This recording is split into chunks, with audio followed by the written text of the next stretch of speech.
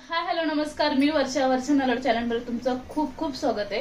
तर आज मार्गशीर्ष महिना आहे। मार्गशीर्ष महिन्यातला पहिला गुरुवार आहे। तर मार्गशीर्ष महिन्यातल्या सगळ्यांना खूप खूप शुभेच्छा माझ्या पूर्ण युट्यूब फॅमिलीला। तर चला पाहूया पुढील प्रमाणे मी दाखवते स्टेप बाय स्टेप। आता सगळं सामान तर आणलेलं आहे आपलं, आता सुरुवात करते मी, तुम्हाला दाखविलच आणि तुम्ही पण मला कमेंट मध्ये सांगा की म्हणजे सगळ्यांच्या वेगवेगळ्या पद्धती असतात पूजा मांडायच्या। तर चला पाहूया। तर इथे आपण शॉपवर आलेलो आहोत आणि तुम्ही पाहताय की मुखवटे लक्ष्मीचे खूप खूप सुंदर होते, पण मी मागच्या वर्षीच नवीन घेतलेलं म्हणून मी काही नाही घेतलं। ते इथे बाकीचं सामान जे लागणार होतं, फुलं वगैरे अगरबत्ती वगैरे सर्व म्हणजे मी सर्व घेतलं, फक्त ते मुखवटा नाही घेतला। मुखवटा माझा नवीनच होता आणि तुम्ही पाहालच की माझ्या पूजेच्या ह्याच्यात, कारण की आपण कसं 4 वेळेलाच ते यूज केलं जातं, 4 गुरुवारला। त्याच्यानंतर व्यवस्थित त्याला पॅक करून प्लास्टिकच्या पिशवीमध्ये ठेवलं जातं, त्यामुळे खराब होत नाही। हळदी कुंकू फक्त ओलं लावायचं नाही, बाकी मुखवटा जसाच्या तसा 8 ते 9 वर्ष पण राहू शकतो। ते इथे दागिने पण आहेत लक्ष्मी मातेचे। वेण्या आलेत, वेण्या म्हणजे काही आपण ओरिजिनल वेणी घेतो तर ते फुलं एखाद्या वेळेस मुरजून जातात संध्याकाळपर्यंत, म्हणून त्याच्या आता नकली टाईपमध्ये वेण्या आलेत। पण सहसा नाही तसलं कोण घेत, ओरिजिनलच घेतात फुलांच्या। ते इथे मी गुलाब वगैरे बघत होते थोडं, पण एक गुलाब आणि ते पण दांडा तुटलेला होता, 12-13 रुपयाला एक गुलाब होता। सांगा आता एवढं महाग झालंय गुलाब पण। ते इथे मी हार घेण्यासाठी हार करण्यासाठी फुलं वगैरे घेतली। हे स्पेशल अगरबत्ती, देवाचं सगळं सामान, पुस्तकं, पोती वगैरे इथे सर्व भेटतं।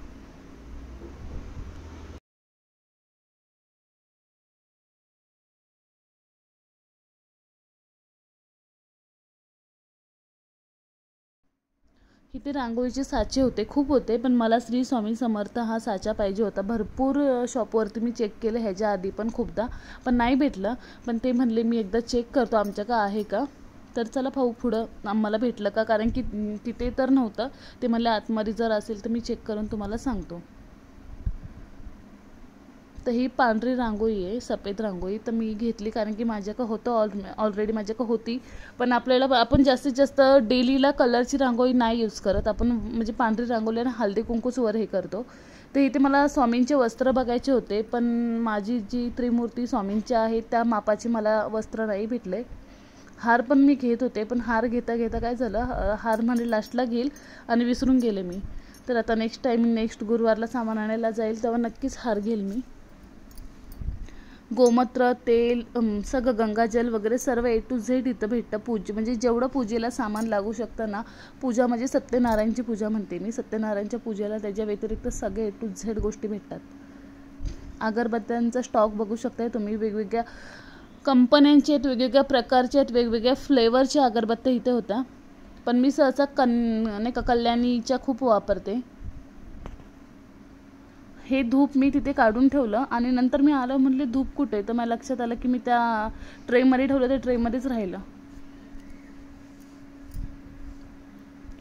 ते इथे मला हे म्हणजे 1-2 मी हार चॉईस केलेले स्वामींसाठी, पण मी ते विसरले, पण नेक्स्ट टाइम मी नक्की घेऊन येईल। आता जो स्वामींचा हार आहे ना तो रुद्राक्षाचा आहे, पण त्या रुद्राक्षाला दोन्ही साईडने अशा प्लेटी आहेत गोल्डन कलरच्या, त्या प्लेटी ना म्हणजे थोड्याशा काळ्या पडलेत, कारण की आपण अगरबत्ती धूप वगैरे लावतो तिथे, तर त्याच्यामुळे थोड्या काळ्या पडलेत। म्हणून मला आता तसं घ्यायचं नव्हतं की जेणेकरून हार काही दिवसांनी थोडा डल वाटेल, तर म्हणून मी म्हणले जरा वेगळं घेईल की हार कमसे कम 2 महिने तरी व्यवस्थित चालेल। कारण की आपण जेव्हा देव धुवायला काढतो तेव्हा थोडंसं पाण्यातनं हार वगैरे काढतोच ना, त्या प्लेटीनं काळ्या पडलेत गोल्डन कलरच्या, म्हणून आता असं गोल्डन कलरचं असेल ते नाही घेणार मी, डायरेक्टली एक तर रुद्राक्षाचं असेल तर घेईल, नाहीतर मग मोतीचं असेल तरच घेईल। तर इथे मला स्वामींची त्यांनी वस्त्र दाखवले, पण माझी जी त्रिमूर्ती आहे स्वामींची त्याला नाही म्हणजे बसलेच नाही, खूपच एक तर मोठे होते नाही तर छोटे होते। आता जर मला वस्त्र नाही भेटले तर मला मोऱ्या घोसावीला जावं लागेल, कारण की तिथे भरपूर प्रकारचे भरपूर व्हरायटीज आहेत वस्त्रामध्ये, फेट्यांमध्ये, टोप्यांमध्ये, भरपूर सगळे स्वामींना जेवढे लागणाऱ्या गोष्टी त्यांची म्हणजे असं नसतं, म्हणजे गादी, लोड वगैरे सर्व तिथं भेटतं।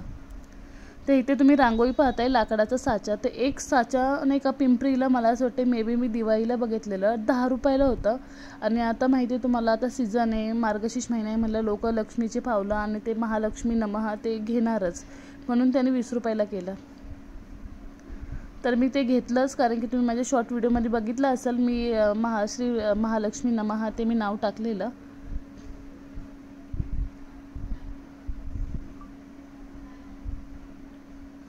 त्यांना म्हटले मला आता अगरबत्त्या दाखवा, बाकीचं बघू मग.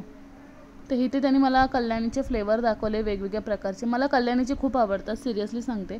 पण इथे मी आज हा लेव्हेंडर कलरचा एक घेतला, म्हणजे काहीतरी वेगळं घ्यावं, कारण सिरियसली खूप छान वास आहे लेव्हेंडरवाल्याचा. आणि अजून एक मी कोणता घेतला मी सांगते. मी एकदा घेतला तर मी स्टॉकच घेऊन जाते, एक 1,500-1,500पर्यंत मी अगरबत्त्या घेऊन जाते. म्हणजे भारी भारी तरी 6-7 महिने मला बघायला नाही लागत, एवढ्या अगरबत्त्या घेऊन जाते मी.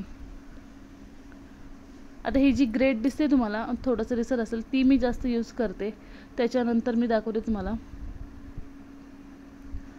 नसेल दाखवलं पण भरपूर मी कल्याणीचीच अगरबत्ती आणते. आणि एक ती अगरबत्ती मला त्यांनी लास्टला दाखवली मे बी, म्हणून मी नसेल ही केली. तर ही बघा, ही कापूरची अगरबत्ती, ही आता म्हणजे ही खूप यूज करतो आम्ही. आणि जसं आपण घरामध्ये कापूर जाळतो ना, सेम तसा वास येतो. एकदा घेऊन बघा, खूप सुंदर. घरामध्ये असं वाटतं कापुराची स्मेल पूर्ण येते. फक्त घरामध्ये नाही येत, आजूबाजूला सर्वांना येते. जसं आपण कापराची बरणी आणतो आणि ती उघडतो आणि मग ते वास येतो ना, तसंच. तर इथे म्हणलं आता पूजेला सुरुवात करावी. तर हे पहा माझं देवीचं मुकुट, जसंच्या तसंच आहे. मी मागच्या वर्षीच आणलेलं. फक्त ओलं कुंकू लावायचं नाही, नाहीतर ते कुंकवाच्या जागी ना तिथे म्हणजे जात नाही डाग, आणि तसंच्या तसंच राहतो. म्हणून सुका कुंकू फक्त नाही का, सुका कुंकू आपल्या बोटाने लावायचं, तेलाचं नाही लावायचं, किंवा ओलं पण देखील लावायचं नाही, नाहीतर मग ते खराब होतं. आणि देवीचं मुकुट आता हे नाही का स्टोननी वगैरे सगळं भरलेलं असतं ना, तर तिथे ना धूपचं असं लावायचं नाही, तर ते काळं पडेल. आणि जरी पडलंच ना, तर विनेगर आणि थोडंसं सोडा टाकून ना, आपला दाताचा ब्रश असतो ना खराब झालेला, त्याच्याने स्वच्छ धुवून त्याला, किंवा एखादा नवीन ब्रश घेतला तरी चालेल, त्याला स्वच्छ धुवून असं हे करायचं, फक्त त्याच्यात ब्रश बुडून ते स्टोन साफ करायचे. तर इथे मी एक गोष्ट घेतलेली आणि ते काढेपर्यंत माझ्याकडनं तुटलं. आता म्हणले काय, ठीक आहे, जाऊ द्या. तर इथे आपली पूजा मांडून झालेली आहे, पाहू शकताय तुम्ही. मोबाईल पकडायला कोण नव्हतं, कारण की श्रुती स्कूलला गेलेली, त्यामुळं मला मोबाईल ठेवून व्यवस्थित पूजा मांडावी लागली. आणि मागच्या वर्षी मी स्टेप बाय स्टेप दाखवले. जर तुम्हाला माझी पूजा बघायचीच असेल तर मागचा व्हिडिओ नक्की फॉलो करा. मी लिंक देईलच, त्या लिंकवर तुम्ही क्लिक करून मागचा व्हिडिओ बघू शकता. स्टेप बाय स्टेप पूर्ण व्हिडिओ मी टाकलेली आहे, कसं मांडायचं, काय ठेवायचं, काय हे करायचं, सगळं व्यवस्थित.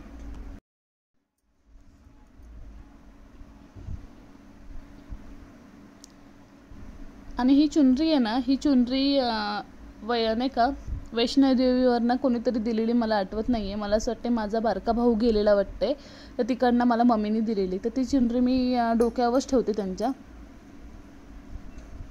आणि अजून एक होती ती, कुणीतरी ना म्हणजे सवासणीचा कार्यक्रम होता, तेव्हा ती ओटी भरताना देतात ना, ती एक होती, ती पण मी ठेवली तशीच. कारण की देवीच्या डोक्यावर चुनरी असते. ह्याच्या आधी आम्ही ठेवत नव्हतो, पण जिथपासनं माझ्याकडे चुनरी आहे तिथपासनं मी ठेवतेच. तुमच्याकडे नसेल तर काही प्रॉब्लेम नाही, पण असेल तर नक्की ठेवा. आणि आपल्या शेजारच्या कोणत्याही शॉपवर भेटू शकते. तर हे काय, हे ना एक शेणापासून बनवलेला धूप आहे. तर आपण हवन वगैरे पूजेला करतो तर माहिती तुम्हाला, शेणापासून थापलेला वडी आणतो. तर ते फक्त नॉर्मल ऑर्गॅनिक असतं, पण हे फिल्टर करून त्याच्यामध्ये ना म्हणजे पूर्ण फ्रेग्रन्स वगैरे टाकलेलं असतं. त्यामुळे हे जेव्हा आपण लावतो ना, खूप सुंदर वास येतो आणि असं वाटतं घरात हवन सुरू आहे, पूजा सुरू आहे. खूप म्हणजे शेण लावल्यासारखं. हे पाहू शकतो, त्यांची कंपनी आहे. तर इथे मी 2 घेतलेत, कारण की एक म्हटले जरा दरवाजाची इथे लावेल तुळशीपाशी, आणि एक म्हटले देवापाशी लावेल. आणि खूप वेळ चालतं ते. त्यांचं स्टँड पण आहे, मी दाखवते तुम्हाला स्टँड. हे पहा, त्यांची म्हणजे लेंथ पण खूप छान आहे. खूप वेळ चालतं, असं नाही की बाबा लगेचच ते जलून राख होतं, असं नाही. खूप वेळ ते चालू होतं, हळूहळू ते पेटत जातं. पण स्मेल खरंच सिरियसली खूप छान येते. असं वाटतं घरामध्ये पूजा सुरू आहे, कारण की सेम जसं हवनला शेण जाळल्यावरती वास येतो, किंवा तुम्ही ह्याला होलीला म्हणत असाल, होलीला जसा स्मेल येतो ना, तसा सेम वास येतो घरामध्ये शेण जेव्हा हे करतात तेव्हा. तर ह्याच्यामध्ये मॅक्झिमम 15 वड्या असतात आणि काहीतरी हे 250-300ला असतं.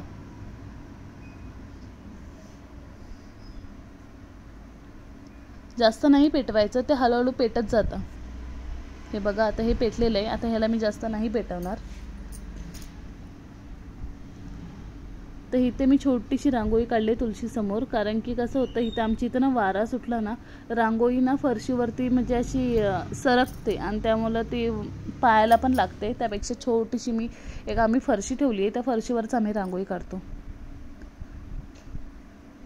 तर इथे बाहेर एक मी धूप ठेवलं, नंतर मी प्लेट आणून ठेवलं कारण की त्याचा भुसा पडू नये.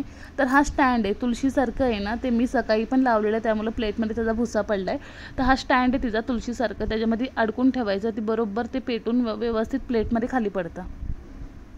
एका बॉक्समध्ये एक स्टँड असतं, तर मी 2 बॉक्स घेतले, तर दुसरा मी अजून काय त्याची म्हणजे फोडला नाही म्हणून तो नाही काढला. तर हे जे आपण बघितलेलं मगाशी श्री महालक्ष्मी नमः ते रांगोळीचं, तर ते 20 रुपयाला दिलं त्याने मला. पण ठीक आहे, जाऊ द्या. आता म्हणतात ना की त्यांनी बरोबर सिच्युएशनप्रमाणे ते पैसे लावतात. आता माहिती आहे ना की लोक घेतातच. महालक्ष्मी आता वैभवलक्ष्मीची म्हणजे महालक्ष्मीचे उपास सुरू आहेत. वैभवलक्ष्मी ह्या शुक्रवारपासून भरपूर लोक सुरुवात करतात. तर इथे आपली पूजा पूर्ण झालेली आहे, पूजा झालेली आहे, आरती झालेली आहे.